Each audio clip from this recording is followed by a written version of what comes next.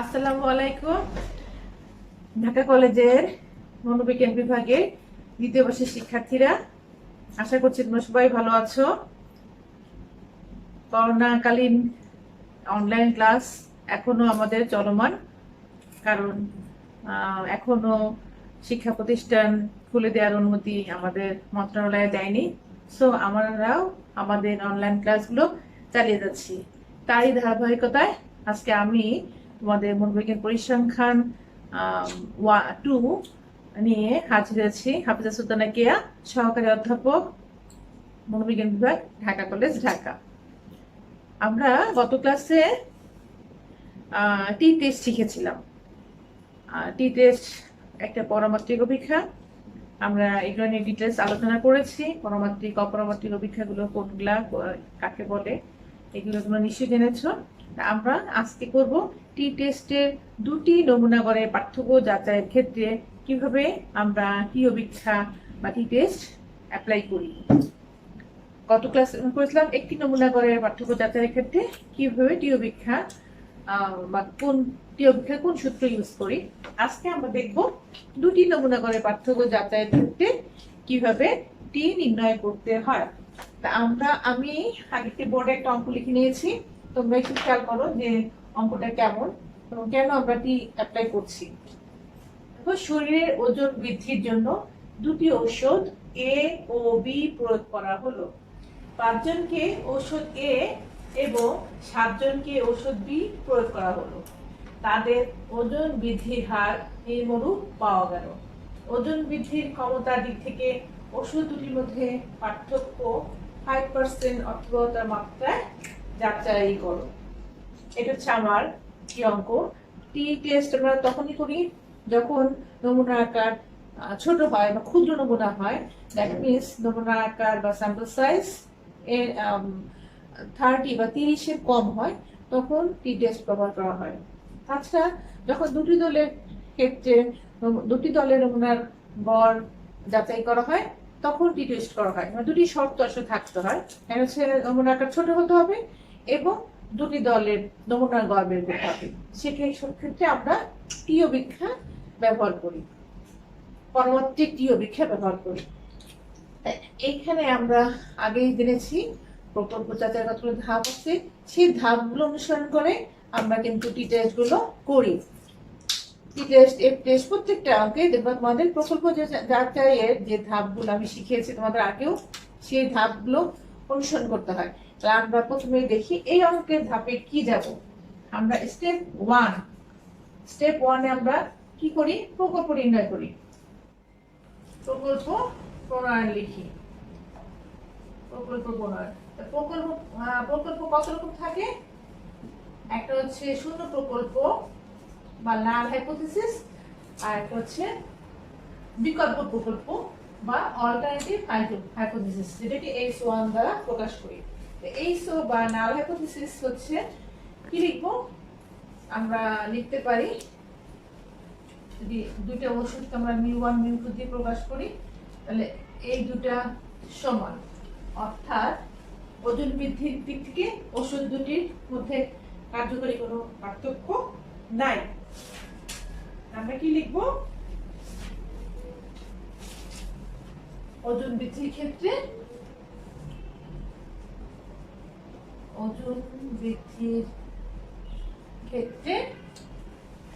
ওষুধ দুটির কার্যকারিতা নাই। ওষুধ দুটির কার্যকারিতা নাই। নাল হাইপোথিসিস মানে হচ্ছে না, কি হচ্ছে, আমরা বলছি যে ওষুধ দুটি যদি প্রয়োগ করা হয় তাহলে ওজন বৃদ্ধিটা কি হবে কিনা। তাহলে আমরা কিন্তু নাল হাইপোথিসিস ধরবো যে ওজন বৃদ্ধির ক্ষেত্রে প্রথমে যে আসলে পার্থক্য নাই, ওষুধ দুটির কার্যকারিতা নাই, বা ওষুধ দুটি প্রয়োগ করলে কি হবে, ওজন বৃদ্ধির ক্ষেত্রে কোনো প্রভাব ফেলবে না। এটা আমরা μ1 ইকুয়াল টু μ2। তাহলে অল্টারনেটিভ কি হবে, পার্থক্য আছে, পার্থক্য আছে, তাহলে নট ইকুয়াল টু মানেই হচ্ছে যেহেতু সমান না, তাহলে পার্থক্য আছে। তাহলে আমরা এটাই লিখতে পারি, এই এন্ডি পার্থক্য আছে।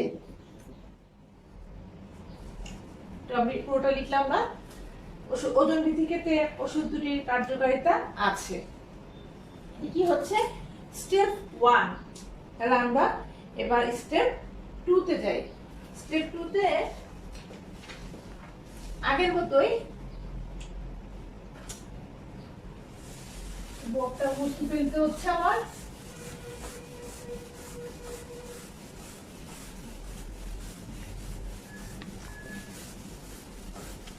স্টেপ 2 আমরা কি স্টেপ কি ছিল? স্টেপ 2 হচ্ছে পরিসংখ্যানিক যাচাই। আমি যে পরিসংখ্যানিক যাচাই, স্টেপ 2 হচ্ছে পরিসংখ্যানিক যাচাই। পরিসংখ্যানিক যাচাই এখানে আমরা কেন টি টেস্ট করব? যেহেতু ক্ষুদ্র নমুনা, যেহেতু এটি ক্ষুদ্র নমুনা, অর্থাৎ কি ক্ষুদ্র নমুনা কখন হয়? যখন n less than 30 হয়।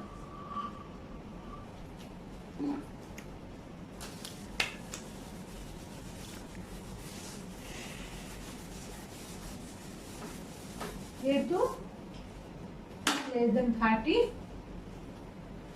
এবং দুটি স্বাধীন নমুনার গড় যাচাই করতে হবে। দুটি স্বাধীন নমুনার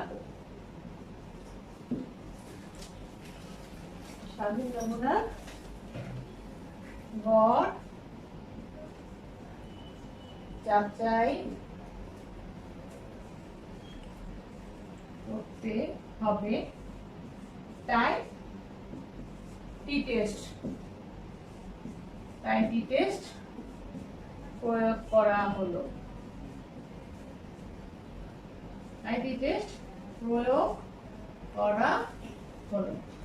এটা হচ্ছে স্টেপ 2 পরিসংখ্যানিক যাচাই।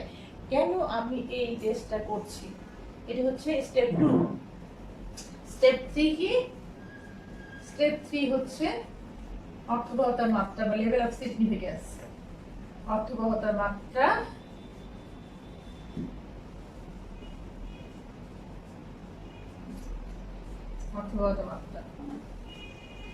স্টেপ 3 হচ্ছে আমরা কি লিখি? আমরা এখন দেখি স্টেপ 3। স্টেপ 3 তে কি হবে? স্টেপ 3 হচ্ছে অর্থবহতার মাত্রা বা লেভেল অফ সিগনিফিকেন্স। অর্থবহতার মাত্রা। অর্থবহতার মাত্রা আমরা দেখেছিলাম, আমাদের দিয়ে দিয়েছিল ইয়াতে, অঙ্কটাতে ছিল আলফা ইকুয়াল টু 0.05 অর্থবহতার মাত্রায় যাচাই করতে বলেছিল। তো আলফা ইকুয়াল 0.05 এবং এখানে আরেকটা জিনিস লিখতে হয়, সেটা হচ্ছে ডিএফ। ডিএফ হচ্ছে স্বাধীনতার মাত্রা। টির ক্ষেত্রে ডিএফ হবে, এখানে যেহেতু দুইটা দলের নমুনার গড়ের ক্ষেত্রে অর্থবহতার মাত্রা নমুনা গড়ে যাচাই করছি, দুটি নমুনা দলের গড়ের মাত্রা আনছি। সো আমরা দুটি নমুনা ছিল না, একটা হচ্ছে 5 এবং আরেকটা নমুনা দল ছিল, আরেকটা দল ছিল 7, মানে 7 জনকে নিয়ে একটা দল ছিল আর একটা 5 জনকে নিয়ে দল ছিল। তাহলে আমরা একটু ডিএফটা দেখি, n1 প্লাস n2 মাইনাস 2। যদি একটা দল হতো তাহলে n বড় লেখা দিলে -1 হতো, যেটা আমরা গত ক্লাস দেখেছিলাম। দ্যাট মিন্স স্বাধীনতা মাত্রা হচ্ছে আমার নমুনা যা থাকবে ঠিক সেটাই। দ্যাট মিন্স প্রথম দলের মানে আকার ছিল 5, দ্বিতীয় দলের আকার ছিল 7 মাইনাস 2, অর্থাৎ ডিএফ হচ্ছে 10। ঠিক আছে, এটা হচ্ছে স্টেপ 3 গেল। এবার আমরা লিখি স্টেপ 4। স্টেপ 4 এ কি হয়? সংশয় মাত্রা আমরা দেখি না। স্টেপ 4 সংশয় এলাকা নির্ধারণ বা ক্রিটিক্যাল রিজিয়ন এরিয়াটা নির্ণয় করি। সংশয় এলাকা নির্ধারণ বা সংশয় এলাকা, এটা স্টেপ 4। সংশয় এলাকাটা আমরা কিভাবে করি? এটা হচ্ছে আমরা টেবিল মান থেকে পাই, টি এর যে টেবিল মান সেটা পাই। যেমন আলফা ইকুয়াল টু 0.05 এবং ডি এর 10 অনুযায়ী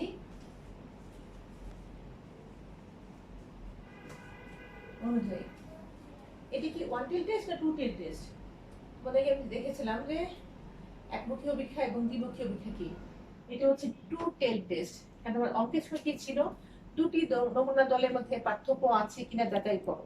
মানে আমার দুটি নমুনার পার্থক্য আছে কিনা, দ্যাট মিন্স এটা দুই দিকে যেতে পারে। যখন একটা নর্মাল কার বাকি, এটা দুই সাইডেই করার সমান আছে। যদি তোমাকে একদিকে নির্দেশ করে দিত, যেমন এই দলের এ ওষুধের কার্যকারিতা বেশি বা বি ওষুধের কার্যকারিতা বেশি বা কম, এটাকে একদিকে নির্দেশ করে দেওয়া, তখন সেটা হয় একমুখী অভিক্ষা বা ওয়ান টেল টেস্ট। বাট এই আমরা যে অঙ্কটা আমরা নিয়ে করছি, সেখানে ছিল দেখো যে ওষুধ দুটির কার্যকারিতা দুটি নমুনাদের মধ্যে মানে প্রভাব ফেলে কিনা। দুটোর উপরই প্রভাব ফেলতে পারে, কোনো একটা নির্দিষ্ট দিকে নির্দেশ করে না, দুই দিকে নির্দেশ করেছে। এই জন্য এটা হচ্ছে দুইমুখী বা দ্বিমুখী অভিক্ষা বা টু টেল টেস্ট। 10 অনুযায়ী টু টেল টেস্ট অনুযায়ী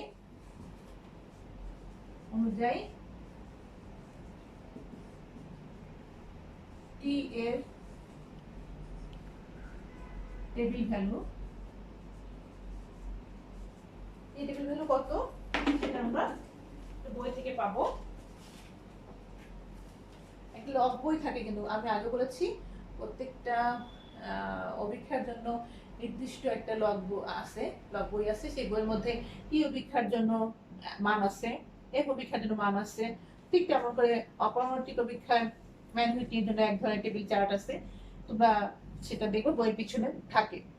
সেই টেবিলের টি টেবিল অনুযায়ী যে মান, সেটা আমরা পেলাম হচ্ছে 2.228, মানে আলফা 0.05। এবং এই 10 অনুযায়ী টু টেল টেস্টের জন্য আমরা এই মানটা টেবিল থেকে পেলাম। তো এটা হচ্ছে আমার টেবিল ভ্যালু। ঠিক আছে, এটা হচ্ছে টেবিল ভ্যালু। আমাদের যে নির্ণীত মান, মানে আমরা যে ক্যালকুলেশন, আমাদের নির্ণীত মান মানে ক্যালকুলেশন ভ্যালু, আমাদের নির্ণীত মান মানে সিভি, আমি এটাকে সিভি বলছি, ক্যালকুলেশন ভ্যালু মান টেবিল ভ্যালু থেকে বা 2.228 বা টেবিল ভ্যালু থেকে বড় হলে,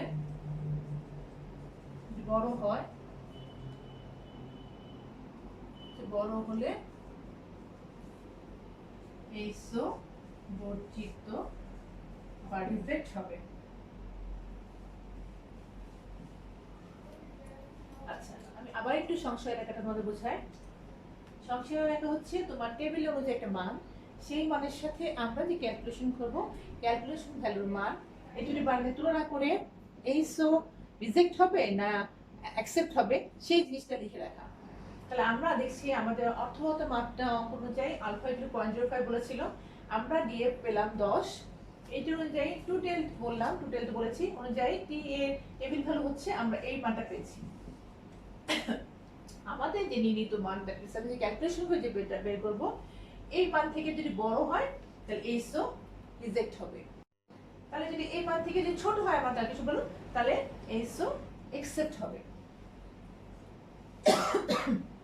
ঠিক আছে, আমরা তাহলে এবার দেখি স্টেপ 5 এ কি হয়। স্টেপ 5 হচ্ছে মানে হিসাব, বাংলায় লিখছি যেহেতু বাংলায় লিখি, ক্যালকুলেশন বা হিসাব নির্ণয় করুন, হিসাব করুন বা নির্ণয় করুন, যেটাই লেখো, হিসাব করুন, ক্যালকুলেশন বা কম্পিটিশন যাই লেখো। স্টেপ 5, এখন আমরা যাব আমাদের মূল অঙ্কে, যেটাকে তোমরা এখন যাইনি। আমরা এখন তাহলে একটু অঙ্কটাতে যাই।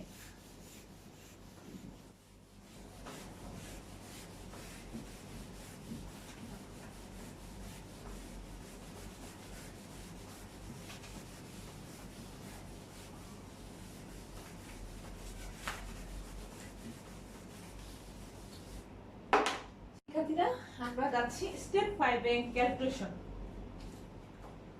আমরা ওদের দুইটা দল ছিল, প্রথম দলকে আমরা x1 লিখলাম, সেই দলের মানগুলো ছিল একদম 8, 12, 13, 9 এবং 3। এটা যদি আমরা সামেশন x1 করি আসবে হচ্ছে 45। এটাকে আমরা একবার স্কয়ার করে দিই। 64 144 169 81 9। এটা যদি আমরা করি সামেশন x1 স্কয়ার এর মানটা আসবে 467। আমরা x2 দুটো দল ছিল না, একটা x1 একটা x2 ধরো। 10 8 12 15 6 8 11। এটা সাতটা ছিল, মনে আছে আমাদের n2 ছিল 7, দেখো সাতটা, তাহলে x2 এটা যোগফল আসে 70। এটাকে আমরা স্কয়ার করে দিই। 100 64 144 225 225 36 64 এবং 121। এগুলো জাস্ট আমি স্কয়ার করেছি। এখন তাহলে সামেশন x2 স্কয়ার 7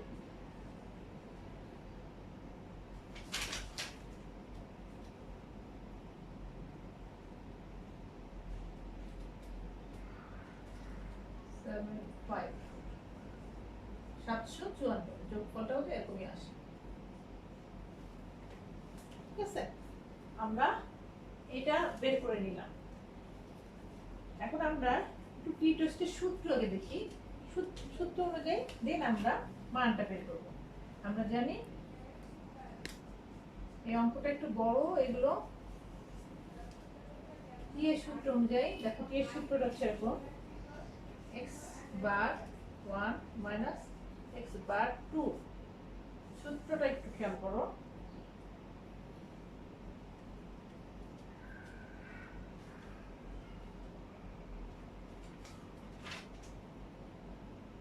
আমরা যদি একবারই বের করে ফেলি তাহলে মনে ভালো হবে। n1 s1 square plus n2 s2 square n1 plus n2 minus 2। এখানে আবার 1 by n1 plus 1 by n2। ঠিক আছে, আমরা হয়তো দেখো সূত্রটা x বার 1 মানে x1 বার মাইনাস x2 এর বার, দ্যাট মিন্স গড় 1 এবং গড় 2, root over n1 into s1 square plus n2 s2 square divided by n1 plus n2 minus 2 bracket দিয়ে 1 by n1 plus 1 by n2। তো দেখো আমাদের কি লাগবে, x1 x বার লাগবে, x বার তো আমরা বের করতেই পারি। সামে x বার 1 তো 45 কত ছিল, পাঁচটা 5, দ্যাট মিন্স 9। সহজে এখানেও x বার 2 বের করতে পারি। 70 n এর আগে ছিল 9 7, তারপরে দ্যাট মিন্স 10, তাই না? আমরা যদি কোনো অঙ্কটা করছি পেয়ে গেলাম, দেখো আমি মানটা বসাই দেই। এটা হচ্ছে এটার মান কত ছিল, আমরা পেলাম 9 মাইনাস 9 মাইনাস 10, তাহলে রুট ওভার n1 কত 5 ইনটু দেখো s1 স্কয়ার। s1 স্কয়ার তাহলে আমরা বের করতে হচ্ছে, কিন্তু আমরা এখন s1 টা বের করি। s1 মানে কি, প্রথম দলের স্ট্যান্ডার্ড ডেভিয়েশন বা ভেদাঙ্ক। s1 স্কয়ার একবার যেহেতু s1 স্কয়ার সব স্কয়ার বের করে ফেলবো, পরিমিতি ব্যবধানও দরকার নাই। তাহলে কি আমরা s1 স্কয়ার তো তাহলে কি ভেদাঙ্ক করে বের করলে হচ্ছে।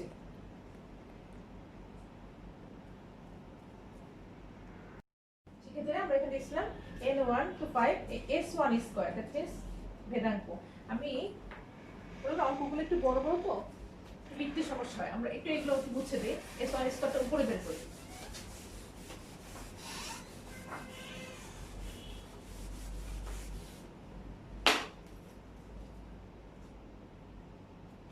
আমি যদি একবারে s1 স্কয়ার বের করি তাহলে কি হয়, summation x1 square minus by n1 minus summation x1 by n1 whole square. এই যে আমি একবারে s1 করতাম তাহলে রুট লাগাতাম, কত মনে আছে আদর্শ বিচ্যুতি এবং ভেদাঙ্ক ডিফারেন্সটা, যখন এটা স্কয়ার হয়ে যায় তখন রুটটা থাকে না, তখন শুধুমাত্র s1 বের করে তখন রুট দিতে হয়। আমি একবারে যে তোমার সূত্র অনুযায়ী s1 স্কয়ার লাগবে, আমি আর রুট দিয়ে করলাম না। x1 স্কয়ারটা কি হচ্ছে, কতবার 4 6 7 ছিল বোধহয়, ডিভাইডেড বাই 5 মাইনাস এটা ছিল 45 বাই 5 একবারে হোল স্কয়ার।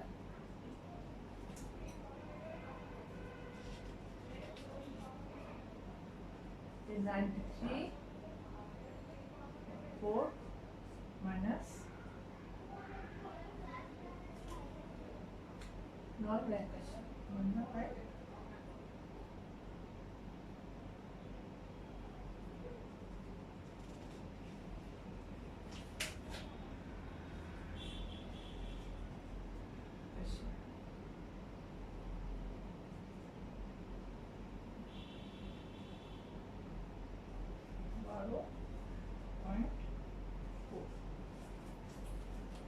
আচ্ছা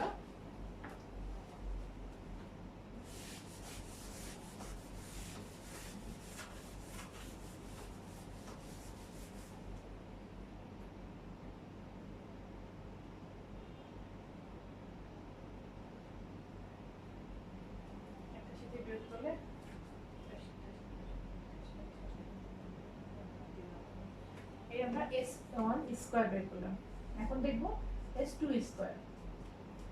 একই রকম x2 square divided by n2 minus x2 summation x2, summation লাগাতে পারি অবশ্য, x2 square divided by n whole square.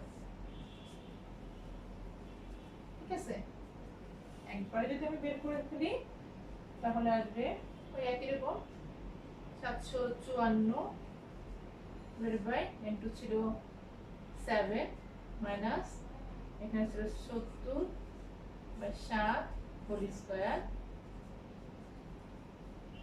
7 দিয়ে ভাগ করে পাই 107 71 মাইনাস 10 100,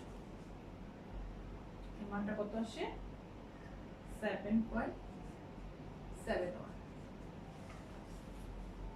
শিক্ষার্থীরা একটু জটিল লাগছে তোমাদের কাছে হয়তো, বা আমরা দেখো আগে তো একটু লিখলাম স্টেপ 5 আমরা ক্যালকুলেশন করছি, ক্যালকুলেশন দেখলাম যে আমার এই দুটি নমুনা গড়ের ক্ষেত্রে টি এর সূত্রটা লিখলাম। সূত্র ছিল x bar x1 bar minus x2 bar divided by root over n1 into s1 square plus n2 s2 square divided by n1 plus n2 minus 2 5 plus 1 by n by 2 বা 1 by n1 plus 1 by n by 2। এখন দেখো যে আমি তো গড় বের করলাম, আমি আগে দেখিয়েছি।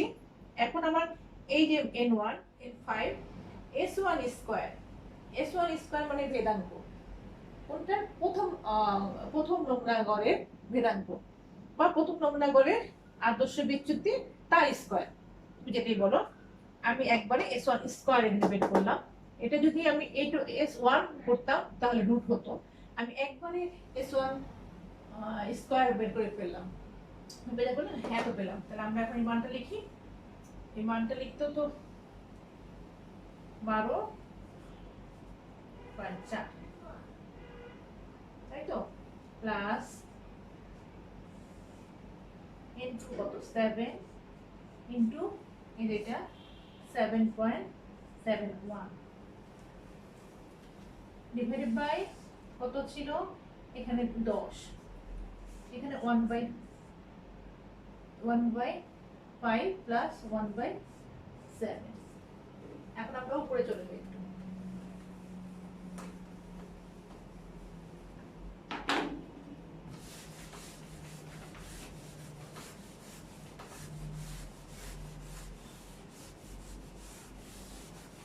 শিক্ষার্থীরা আমি জানি ক্যালকুলেশন তোমরাই বের করতে পারবা। এটি ক্যালকুলেট করে যে মানটা আমরা পাই সেই মানটা আমি সরাসরি একটু লিখে দিচ্ছি। এটার মান আসে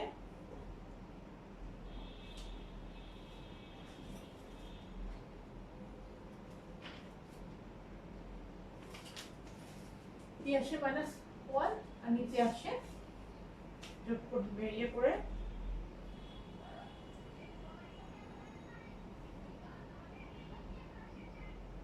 over 3.94 এটা প্লাস মাইনাস যাই হোক না একই হয় 1 বা 1 একদম লিখতে পারি। এটা রুট করলে আসে 1.98 দ্যাট মিন্স 0.50। ক্যালকুলেশনটা তোমরা একটু করে নিও, মানটা আসে এটা। ঠিক আছে, তাহলে আমরা এখন কিন্তু যেহেতু টির মান পেয়ে গেলাম স্টেপ 6 এ যাই, সিদ্ধান্ত গ্রহণ। এখন আমরা সিদ্ধান্ত লিখবো, ডিসিশন লিখবো। এটা দেখো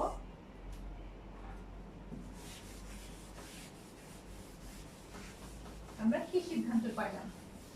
এখন কিন্তু আমরা এই যে মান ক্যালকুলেশন ভ্যালুটা কিন্তু পেয়ে গেছি যে আমাদের আসছে 0.50। তাহলে আমাদের কি ছিল আলফা equal to 0.05, DF 10 অনুযায়ী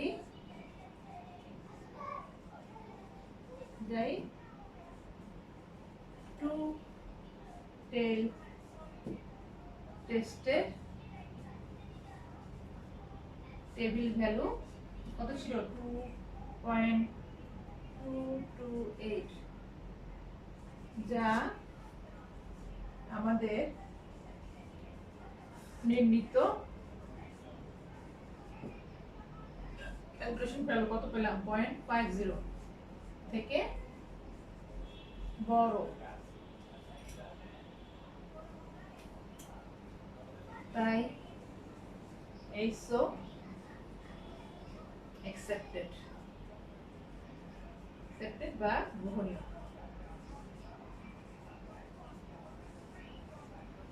আমরা আগে যখন সংখ্যা এলাকাটা বলেছিলাম তখন মনে আছে নিশ্চয়ই যে আমরা আগে কিন্তু লিখে আসছিলাম যে টেবিল কিন্তু মান যদি বড় হয় তাহলে এক্স বর্জনীয় হবে। তাহলে কি ছোট, কিন্তু ছোট না অধিক, এই মানটা কিন্তু অনেক ছোট, তাহলে এক্স accepted হচ্ছে।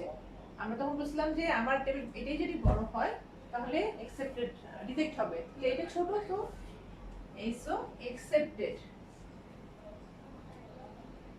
অর্থাৎ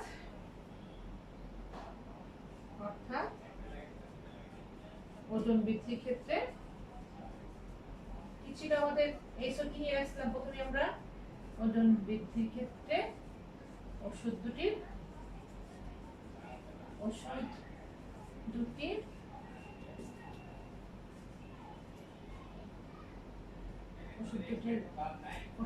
মধ্যে মানে সিগনিফিকেন্ট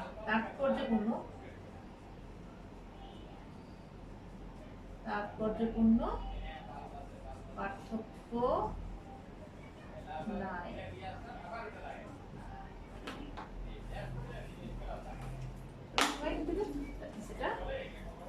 আমরা সিদ্ধান্তটা একটু পেয়ে গেলাম। দেখো যেহেতু আমার ক্যালকুলেশন ভ্যালু টেবিল ভ্যালু থেকে ছোট বা টেবিল ভ্যালু ক্যালকুলেশন ভ্যালু থেকে বড়, তাই এইসো accepted। আর এইসো accepted মানে আমরা একদম স্টেপ 1 এর প্রকল্প প্রণয়নের ধাপে লিখে রাখছিলাম যে এইসোটা কি ছিল, ওজন বৃদ্ধির ক্ষেত্রে ওষুধ দুটির মধ্যে পার্থক্য নাই।